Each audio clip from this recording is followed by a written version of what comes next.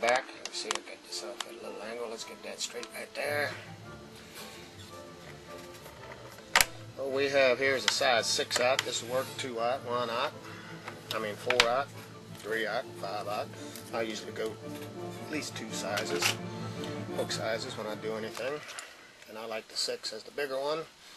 So I go 6/4, 2, and over to a 1. Jump 3 sizes. Anyway, here again we're going to be going into, this is part 2 of Garland flies. This here is Garland that you get for Xmas trees, starting about the day after Thanksgiving, although some places now get it out the day after Halloween. Matter of fact, some stores sell out their Halloween things before Halloween and start getting it in. Anyway, going back to that 5-part series, The Hidden Years, you're going to see hundreds of these flies tied with stuff like that. Even though I don't believe in the holiday, because Jeremiah 10 in the Old Testament,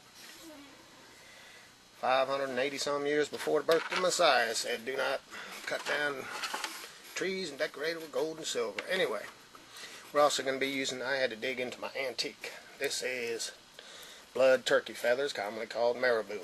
No longer marabou, because the marabou stork was becoming extinct. So they had to find a substitute, just like most things. Anyway, quite and simply, if you wanted to put some lead up here, you can put some lead up here. I'll write it back. I had to grab a tungsten eye, even though I got a medium, where something like this here I'd use a large on.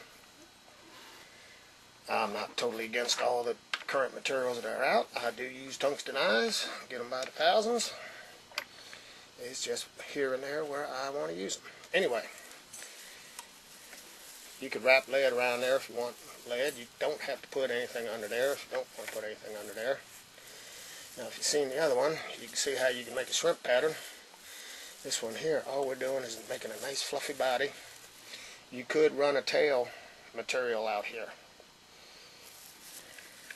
And matter of fact, to make some of y'all happy, because I know you can't please everybody. Everybody likes their own style of flies. Anyway, I'll just give you another little step right here. See how that's straight? Move your fingers up here a little bit. Just pull these out just a little bit. Come back, trim this off. There you have nice tapered tailing materials. That way when you're using it, you can continue to keep getting it. Same with this one here. I'll cut this off. Just like that, move it up.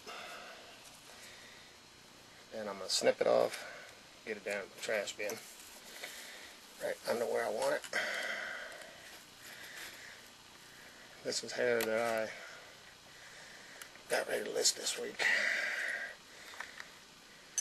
Got an email the other day, someone didn't realize I was the only person in there. Matter of fact, he emailed me from Maryland, fishes the Chesapeake, which I used to fish. And anyway,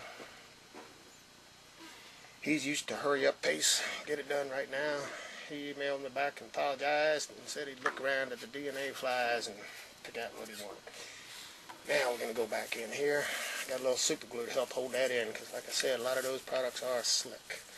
Pretty much all you got to do is palmer this stuff up. And it doesn't have to be that close. This has 2 little wires in here. Most of them are galvanized. They won't rust for the most part. Some of them actually use stainless. Some do use a string when they make it. Most of this stuff now is outsourced from China. Was some companies I was getting some of this stuff from. They sent the machines over there. Just like everything. Now, as you see in some of them videos, I had some winging material. You could do that, but we're just going to get a nice little marabou right here. And I didn't pre-soak this to make these feathers, stems flexible, pre-soak them in some glycerin, which is in some hand creams, and water. A lot more water. That's all you got to do. Oh, excuse me. Matter of fact, 8K Best recommends that in his book, Commercial Fly Tying.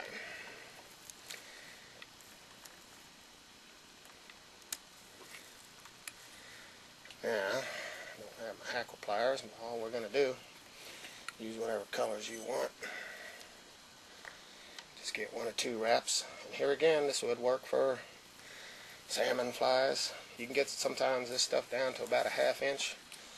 That would work for steelhead and others. Now if you wanted to there, pull that back for a wing, you could do that.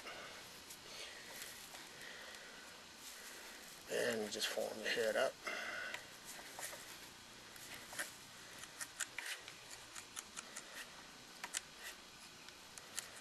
Just like you would for any other fly. You can always, if you don't soak it, wet your marabou, it'll dry out and stay out your way.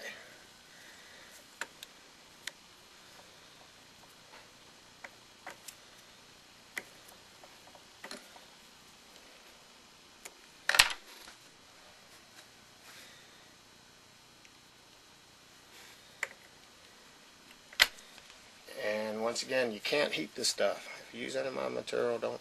Most of this stuff here, this shiny silver stuff, you put heat to it, it's just going to cook it.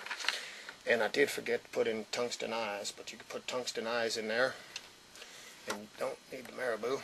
Let me dry that off for a second. Alright, I run that heat gun on there with basically 100 degrees for hair dryer temp. Just a little bit, you can see how that fluffs out. It'll give you a little bit of motion there in the water. It gives you plenty of bulk with no weight, flash.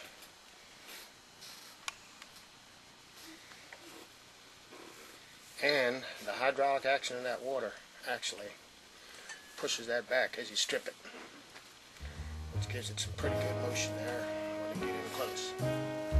So, there you have it. Another easy way to do it. Gives you a little idea on how I tied there. A lot of those flies there in the hidden years.